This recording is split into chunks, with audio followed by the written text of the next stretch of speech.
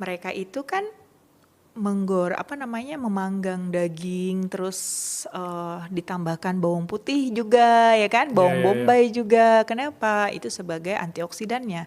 Karena sebetulnya ketika kita memang ada zat arang, dan zat arang itu menimbulkan resiko karsinogenik, memunculkan Hmm, senyawa-senyawa kanker di dalam hmm. tubuh kita. Sehingga penawarnya adalah bawang putih tadi, Oke. gitu. Tadi aku malah mikir kalau sebenarnya di kehidupan kita yang sekarang, kita nggak aware kalau itu ada khasiatnya. Nah, Mungkin itu. kalau aku nanti malam makan nasi uduk, aku nggak tahu fungsi daun kemangi ternyata bisa menghilangkan bau Iya, mulut. nggak Aku sedap. aku keren cuma daun kemangi ya, cuma penghias saja.